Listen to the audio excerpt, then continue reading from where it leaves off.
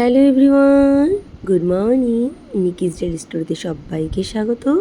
তোমরা সবাই কেমন আছো? আশা করি ভালো আছো। আবারও নতুন একটা দিন, নতুন একটা ভিডিও তোমাদের সামনে নিয়ে চলে এসেছি। আর আজকে সকালের ব্রেকফাস্ট দিয়েই শুরু করছি। তো চলো, সারাদিন কী করছি অবশ্যই শেয়ার করব। এখন ঘড়িতে প্রায় 9:30 বাজে। মা ওদিকে স্নান করে মায়ের পুজো দেওয়াও কমপ্লিট। আর ভাই তো এখনও ঘুম থেকে ওঠেনি। তো আমার যথারীতি খিদে পেয়ে গেছে। বাবা ইন্ডাকশন ওভেনে ডিম সিদ্ধ বসিয়েছিল, সেটাও হয়ে গেছে। আর আমি এদিকে বাটার দিয়ে ব্রেডগুলো একটু ছেঁকে নিচ্ছি। তার সাথে কালকে বাজারে গিয়েছিলাম, একটু কলা এনেছিলাম। তো আজকে একটা ব্রেড, একটা কলা আর একটা ডিম সিদ্ধ। তো মাঝে মাঝে এই সকালের এই ব্রেকফাস্টটা বেশ ভালোই লাগে, আমার তো ভীষণ ভালো লাগে। আর খুব হেলদি এই ব্রেকফাস্টটা। তো আমার আর মায়ের খাবারটা একসাথেই বেড়ে নিয়েছি। আর বাবা ব্রেড দিয়ে চা দিয়ে খাবে, বাবা এসব খাবে না। তো সকাল থেকে এত গরম, তোমাদেরকে কি আর বলবো। আর দেখো আমাদের বিল্লু গরমের মধ্যে একদম বাইরে বেরোচ্ছে না। আমাদের বিস্কুট ও দিব্যি ঘুমাচ্ছে, ফ্যানের তলে হাওয়া পাচ্ছে, কোথাও বেরোচ্ছে না। আর যেহেতু এই ঘরে সারা রাত এসি চলেছে, ঘরটা বেশ ঠান্ডা আছে, জানলা দরজা কিছুই খোলা হয়নি, ফ্যান চলছে, ওই কারণে আরও ঠান্ডায় বেশ ভালোই ঘুমাচ্ছে। সকালবেলা তো খাওয়া দাওয়া হয়ে গেছে। আর মাকে বললাম দুপুরে কি রান্না করব বলো, তাড়াতাড়ি করে রান্না করছি, তোমাকে আজকে রান্না করতে হবে না, রোজই তো তুমি রান্না করো, নিজেরটা নিজে করে খাও, আজকে আমি করছি কি রান্না করব। তো ওদিকে যথারীতি আলু পেঁয়াজ সমস্তটাই কেটে নিয়েছি। আলু ভাজা করব আর কি। তার সাথে করব হচ্ছে আম ডাল। তো এই দুই রকমই পদ করব। গরমের মধ্যে না মাছ মাংস কিচ্ছু খেতে ভালো লাগছে না। আসার পরেই তো মা দেখতেই পেলে মাটন এনেছে, মাছ এনেছে, সমস্ত কিছুই খাওয়া হচ্ছে, কিন্তু সেই খাওয়াতে আর তৃপ্তি হচ্ছে না। তো মাকে বললাম আজকে প্লেন আলু পেঁয়াজ দিয়ে ভাজা করি, তার সাথে আম দিয়ে টক ডাল করি, দেখবে ওই দিয়েই এক থালা ভাত খাওয়া হয়ে যাবে। তো আজকে সিম্পল রান্নাই করছি, বিকেলে একটু বেরোবো। তো বিকেলে কোথায় যাচ্ছি সেটা নাই পরেই বলছি, আগে দুপুরের সমস্ত পর্ব শেষ হোক। তো ওইদিকে আলুটা ভাজা ভাজা হতে হতেই দিয়ে দিলাম লবণ আর হলুদ, একেবারে দিয়েই ভাজা ভাজা করব। তো এদিকে আলুটা ভাজা হতে থাক, তারপরে ওই তেলের মধ্যেই আমি ডালটা সম্বারা দিয়ে নেব, কারণ ডাল সম্বারা দিতে বেশি তেল লাগে না, অল্প একটু তেলেই হয়ে যায়। তো আলু ভাজার যে তেলটা থাকবে ওটা দিয়েই আমি ডালটা সম্বারা দিয়ে নেব। এদিকে আলুটা প্রায় ভাজা ভাজা হয়ে গেছে, এবার আলু ভাজাটা তেলটা ছেঁকে আমি তুলে নেব। তো আলুটা ভেজে তুলে রাখলাম। তারপরে দেখলাম তেল অল্প হয়েছে, আর সামান্য একটু তেল দিয়ে শুকনো লঙ্কা আর সর্ষে ফোড়ন দিলাম। টক ডালে এই সর্ষে ফোড়ন আর শুকনো লঙ্কা না দিলে টক ডালটা ঠিক টক ডালই মনে হয় না। আর আমগুলো ফ্রিজে রেখেছে মা, তাতেই কত হলুদ হয়ে গেছে, আম বেশি দিন ফ্রিজে রাখাই যাচ্ছে না। আর কালকে রাতে যেহেতু ডাল সিদ্ধ, আলু সিদ্ধ, ডিম অমলেট দিয়ে খাওয়া হয়েছে, তো কিছুটা সিদ্ধ ডাল ছিল, তো ওটা দিয়েই করে নিলাম। আর আম ডাল একটু পাতলা পাতলাই ভালো লাগে, খুব ঘন ভালো লাগে না। আর ফোটানোর পর বাটিতে রাখলে পরে ডাল এমনিই ঘন হয়ে যায়, তো একটু হালকা পাতলাভাবেই নামিয়ে নিচ্ছি। তো নামানোর আগে সামান্য একটু মিষ্টি দিয়ে নিয়েছি, তার কারণ টক ডালে একটু মিষ্টি না দিলে খেতে খুব একটা ভালো লাগে না, মানে টেস্টটা ব্যালেন্স হয় না আর কি। তো যাই হোক, রান্নাবান্না তো একদম কমপ্লিট পুরোপুরি। তো চলো স্নান টান করে আসছি। এদিকে স্নান টান করে চলে এলাম। আর প্রায় 5-6 দিন পর আমি মাথায় শ্যাম্পু করলাম। জ্বর ঠান্ডা এইসব করে করে তো মাথায় শ্যাম্পু করাই হচ্ছিল না, কারণ আমার চুল ভেজালে সহজে চুলটা শোকাতে চায় না। আবার যদি ঠান্ডা বসে যায়, ঠান্ডা তো এখনও আমার বসে আছে, তোমাদেরকে আমি ভয়েস ওভার দিচ্ছি, তাতেই হয়তো তোমরা বুঝতে পারছো। অনেকটা সেরে গেছে, বাট পরেও মানে একটুখানি উইক রয়েছে শরীরটা। তো যাই হোক, সানস্ক্রিন মেখে নিলাম, তার সাথে যেহেতু মাথায় শ্যাম্পু করেছি, কন্ডিশনার দিয়ে সিরামটাও মেখে নিয়েছি। তো চলো, পরে আসছি, খাওয়া দাওয়া করব আর রেডি হব। আর আমাকে তোমরা এই প্রথম হয়তো ব্লগে নাইটি পরে দেখলে, তো ঝটপটের জন্যে এই জিনিসটা একদম ঠিকঠাক, কিন্তু আমার খুব একটা ভালো লাগে না। এদিকে দেখো খাবারটা মা বেড়ে দিয়েছে, টক ডাল আলু ভাজা, তার সাথে মা পাঁপড়ও ভেজেছে আমি যখন রেডি হচ্ছিলাম। অর্ধেকটা রেডি হতে হতেই মা ডাকলো যে খাবারটা বেড়েছি, খেয়ে নে। আর সত্যি কথা বলতে এই গরমের মধ্যে না গরম গরম খাবার খেতে একদম ভালো লাগছে না। তো যাই হোক, ঝটপট করে খেয়ে নিই। আর খেয়ে নিয়ে আবারও রেডি হতে চলে এলাম, যাচ্ছি একটু দিদার বাড়িতে। তো তো এতক্ষণ পরে তোমাদেরকে বললাম। তো হঠাৎই দিদার শরীরটা ভালো নেই, তো এই কারণের জন্যই দিদাকে একটু দেখতে যাচ্ছি। আর মামাও এসেছিলো এর আগের দিন, তোমরা আমার ব্লগে দেখেছো। তো মামা বলে গেছে যে তুই যখন আছিস একটু ঘুরে আসিস, তো সেই কারণের জন্যেই আরও যাওয়া, মামা বারবার করে বলেছে। আর আমি তো এখানে ঘুরতেই এসেছি, তো সেই কারণেই ঘরে একভাবে বসে রয়েছি, শরীরটা ভালো যাচ্ছিল না আর কি। তা মাকে বললাম শরীরটা যখন ভালো হয়ে গেছে তো চলো এক ফাঁকে ঘুরে আসি। এদিকে রেডি হয়ে বসে আছি, মা ওদিকে রেডি হচ্ছে। ভাইয়ের আবদার হয়েছে যে এখন আম মাখা খাবে, বলো দেখি, এই দুপুরবেলা করে আম মাখা খাবে। তো সকাল থেকে আমি জিজ্ঞেস করলাম কিছু খেয়েছে নাকি, মনে হয় খেয়েছে আর কি। তো আমি বললাম খালি পেটে কিন্তু খবরদার আম মাখা খাস না, ভীষণভাবে অ্যাসিড হয়ে যাবে, কারণ কাসুন্দি দিয়ে আর আমটা একটু টকটকই রয়েছে। তো আর তার সাথে দেব হচ্ছে একটু গন্ধরাজ লেবুর পাতা। তো আমি একদম স্পেশাল করেই একটু বানিয়ে দিচ্ছি, ভাই যখন খেতে চেয়েছে। তো এদিকে গন্ধরাজ লেবুর পাতা দিলাম, তার সাথে দুটো কাঁচা লঙ্কা দিলাম। এই আম মাখাটা একটু ঝাল ঝাল না হলে ভালো লাগে না। তো সমস্ত কিছু দিয়ে আর একটু বিট নুন দিয়ে নেব। এই আম মাখাটা একটু বিট নুন দিলে বেশ ভালোই লাগে। তো বলো কার কার দেখে জিভে জল আসছে এই আম মাখাটা দেখে? আমার তো এখনও জল আসছে। অবশ্য আমি মানে খেয়ে বেরোইনি, যেহেতু সঙ্গে সঙ্গে ভাত খেয়েছি। তো আমি আর মা বেরিয়ে পড়েছি, দাঁড়িয়ে আছি আমাদের বাড়ির মোড়ের মাথায়। তো টুকটুকি ধরে তারপরে যাব। আর এখন ঘড়িতে প্রায় 3:30 বাজে, বাইরে এখনও ভীষণ গরম, মাকে তাই বলছি ঘর ভীষণ ঠান্ডা, বাইরে বেরোলে বোঝা যাচ্ছে যে কতটা গরম। আর আমরা তো নাই ঘরে থাকছি, যারা বাইরে কাজকর্ম করছে, বাইরে বেরোচ্ছে, তাদের অবস্থা ভাবো, তাদেরকে তো অবশ্যই বেরোতে হচ্ছে, তাই না? তো বাস তখন সেই সময় ছিল না, আর ট্রেনও ছিল না। তো মাকে বললাম চলো বসে থেকে বা দাঁড়িয়ে থেকে লাভ নেই, টুকটুকি করে বেরিয়ে যাই। তো যেহেতু হাই রোডটা অনেকটাই সুন্দর হয়ে গেছে, একদম স্মুথ আর ক্লিন, তো সেই ক্ষেত্রে হাই রোড দিয়ে যেতে তো অসুবিধা নেই। তো ভীষণ ভালো লাগে হাই রোডটা হয়ে যাওয়ার পর। তো চলো যাওয়া যাক, দিদার বাড়ি যাই, গিয়ে তারপরে দেখা হচ্ছে, কেমন?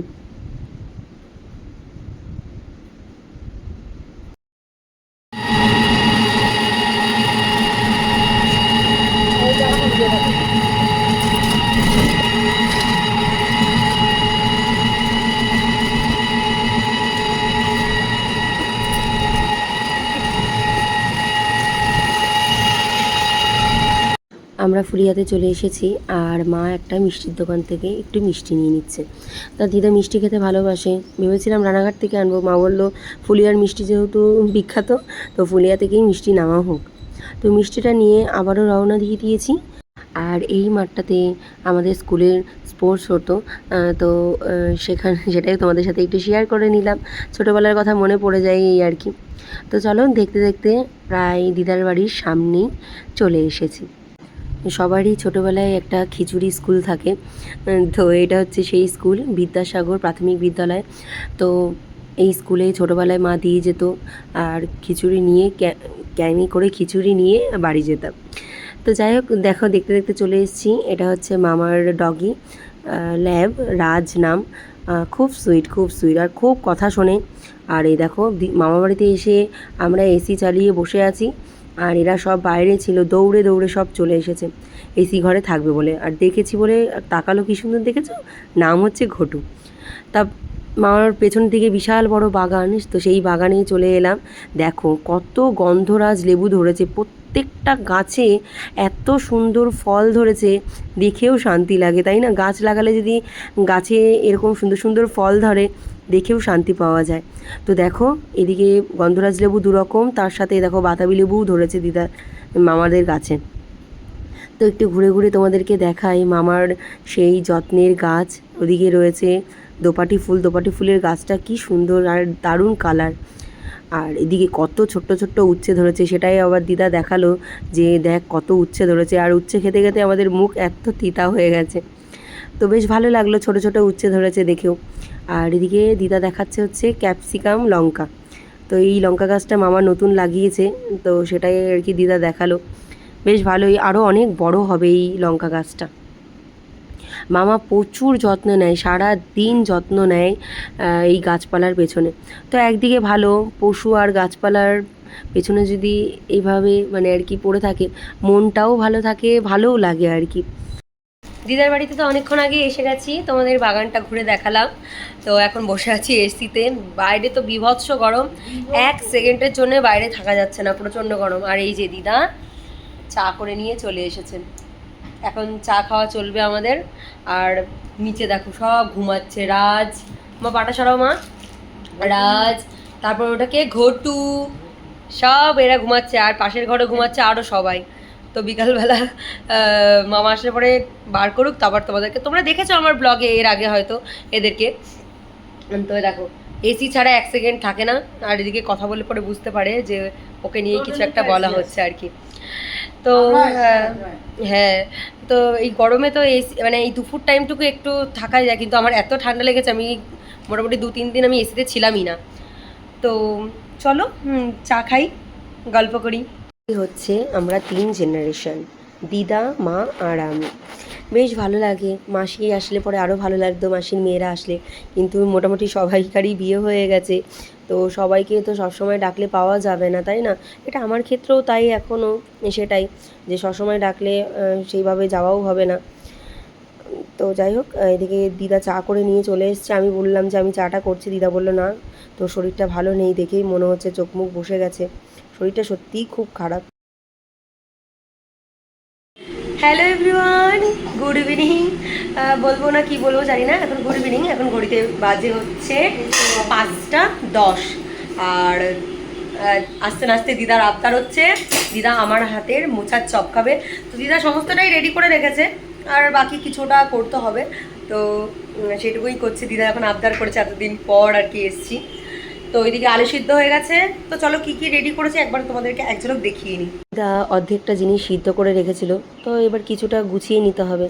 দিদা যখন আমার কাছে আবদার করলো, ভালো লাগে কেউ যদি মানে আবদার করে কিছু খেতে চায়, আমার সেই সব জিনিস করতে। আর রান্না করতে তো আমি একটু বেশি ভালোবাসি আর কি। তো আমাকে যখন যেই সময় বলুক না কেন, আমি চেষ্টা করি যে কোনো মানুষ যদি কিছু খেতে চায়, তার মুখের সামনে সেই খাবারটা তুলে ধরার। আমার ভীষণ ভালো লাগে যে সে নিশ্চয়ই খেতে ভালোবাসে, ওই জন্যেই সে আমার কাছে সেই আবদারটা করেছে। তো যাই হোক, অনেক কথাই বলছি। আর এদিকে দেখো মোচাটা টুকরো টুকরো করে কেটে নিলাম। মোচার ভেতরে যে অংশটা থাকে সেই অংশটা দিয়ে আজকে চপটা বানাবো। তো এদিকে আলু সিদ্ধ, পেঁয়াজ কুচি, রসুন কুচি, লঙ্কা কুচি আর বাদাম এই সমস্ত রেডি করে নিয়েছি। সবার ফার্স্টে তেল গরম হয়ে গেছে, আমি বাদামটা হালকা করে ভেজে নেব। মোচার চপে বা আলুর চপে একটু বাদাম দিলে পরে বেশ ভালোই লাগে। তো এদিকে বাদামটা আমি একটু লাল লাল করে ভেজে নিয়ে তুলে রাখবো।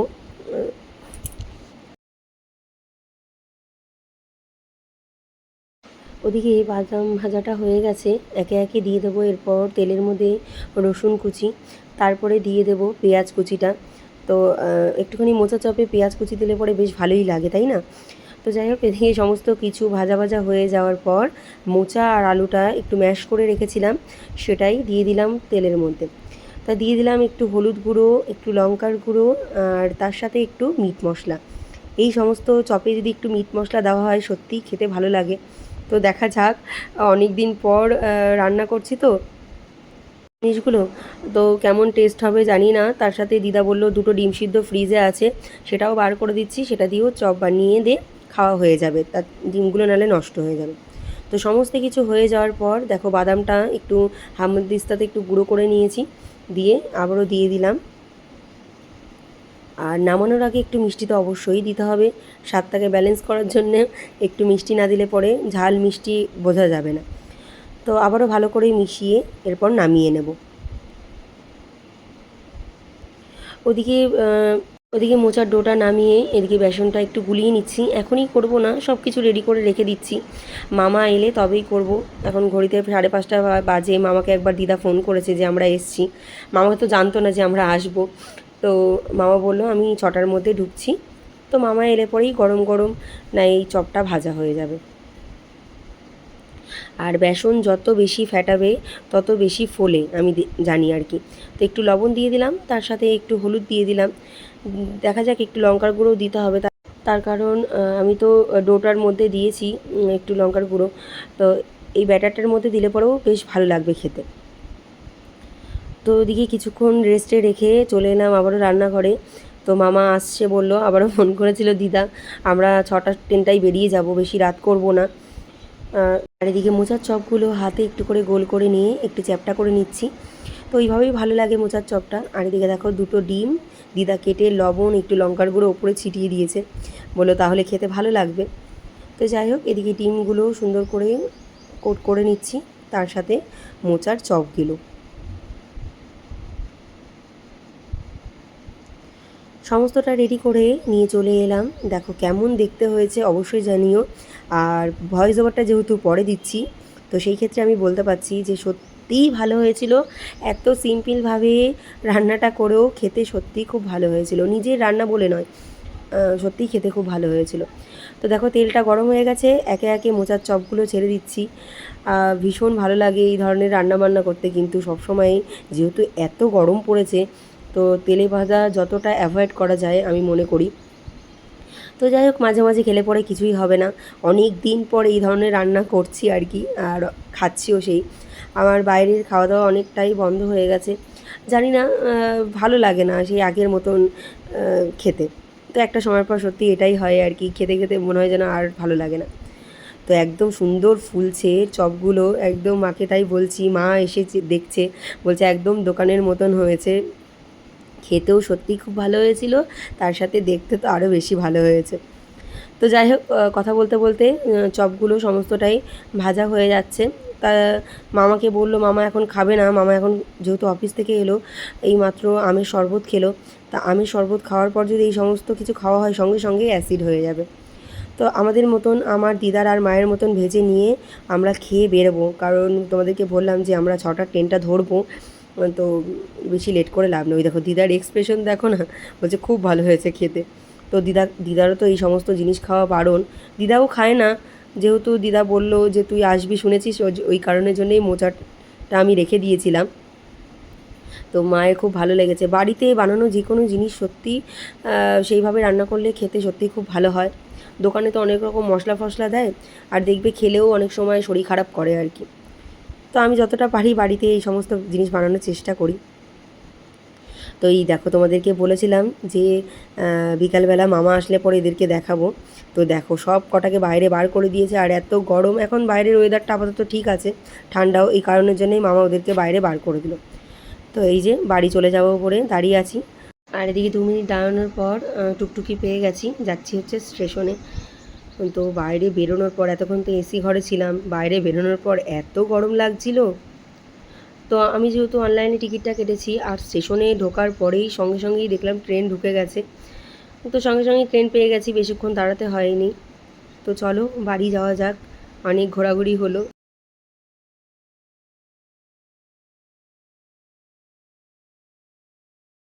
আর এটা হচ্ছে সেই চূর্ণী নদী, কালীনারায়ণপুর ব্রিজ বলে এটা।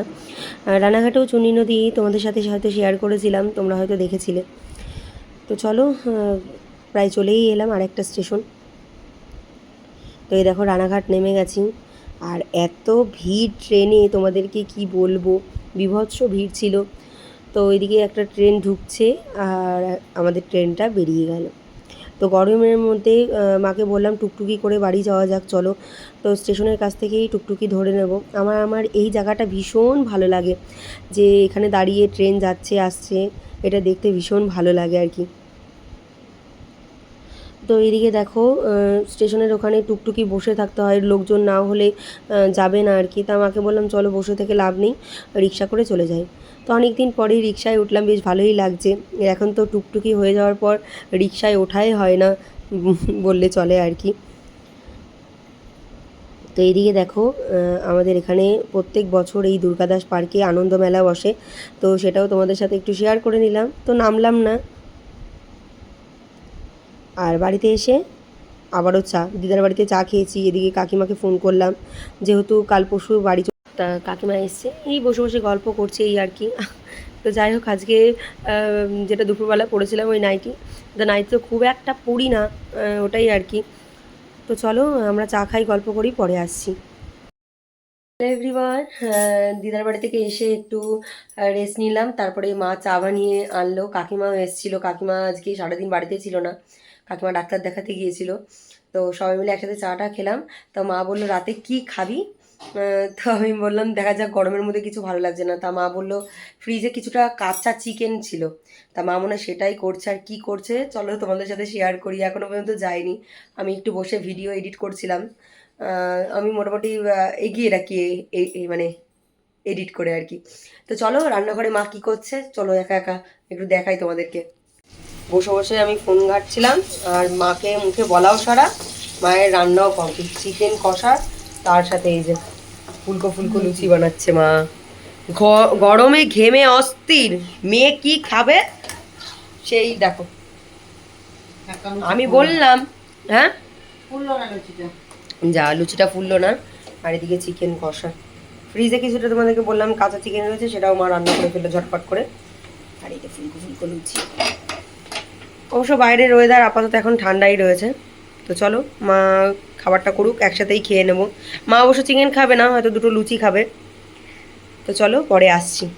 তো আমি তো এই সমস্ত জিনিস খেতে খুবই ভালোবাসি। তো আমি আসার পর থেকে মা সমানে বলে যাচ্ছে কি খাবি বল, কিন্তু সত্যি কথা বলতে এত পরিমাণে শরীর খারাপ, জ্বর, তো মুখে কোনো কিছু টেস্ট পাচ্ছিলাম না।